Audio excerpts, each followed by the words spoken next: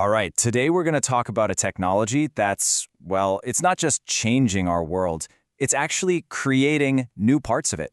I'm talking about generative AI. So let's jump right in. So to really get our heads around this, let's start with a big question. For, decades, computers have been our go-to tools for finding stuff, for organizing information. But what happens when they stop just finding and start creating? What happens when they start adding their own voice to the mix? And this right here is a really powerful way to think about it.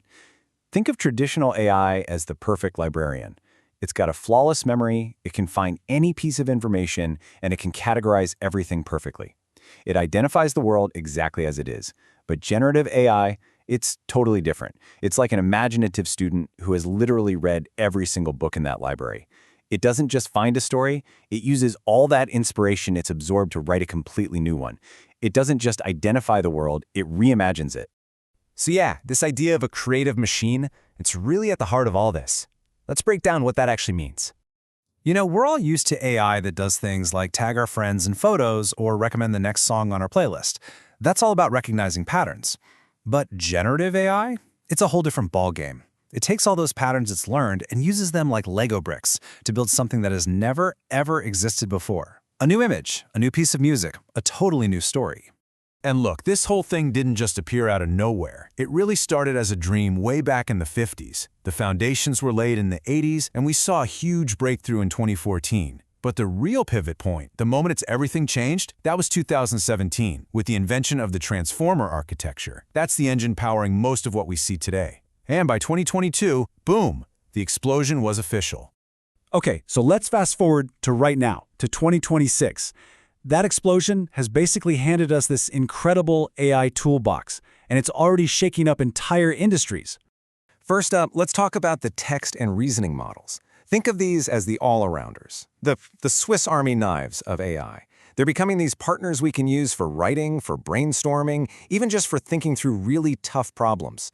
So you've got your heavy hitters, right? There's ChatGPT, which is kind of the go-to for just about anything.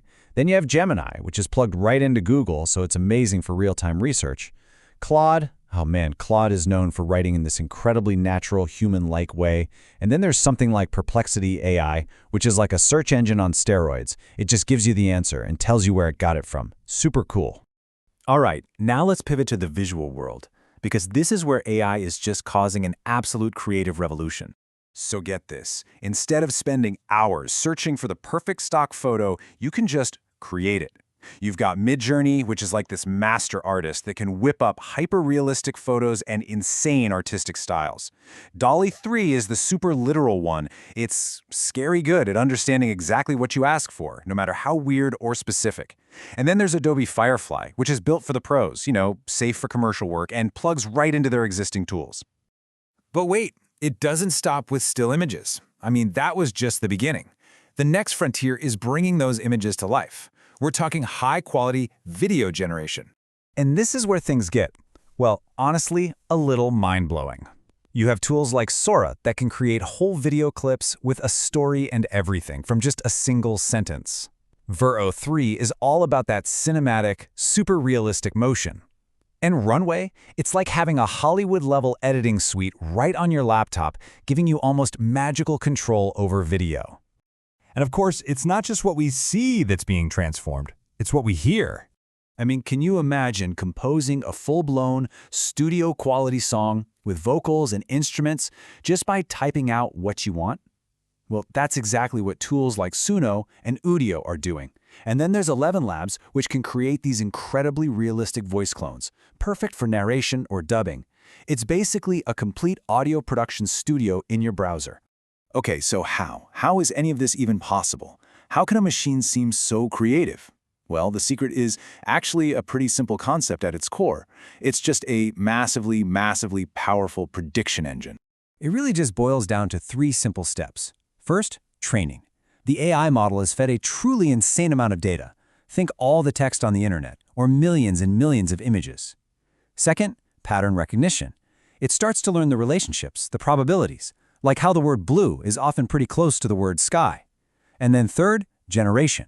When you give it a prompt, it just starts predicting the next piece of the puzzle, the next word, the next pixel, the next musical note. and it keeps going until a whole new thing is created. All right, so now that we kind of get the how, let's talk about the why. Why does this all matter so much? Because this incredible new power, it comes with a price, and we really need to weigh the huge gains against some pretty significant sacrifices. Because let's be clear, by 2026, this stuff is not a toy anymore. It's not a novelty. It's become a fundamental utility, just like electricity or the internet. It's woven into the very fabric of how we live and work. And that brings us to the big trade-off, the real heart of the issue. On one side of the scale, what do we gain? Well, we gain hyper-efficiency. Tasks that took days now take seconds. We speed up scientific discovery in incredible ways. And we're democratizing creativity, putting pro-level tools in everyone's hands. But what's on the other side? What do we lose? We're looking at very real job displacement, especially for certain roles. We have to deal with truth decay, where deepfakes make it hard to believe our own eyes. And there's a real risk of mental laziness, that we might weaken our own critical thinking skills by relying on it too much.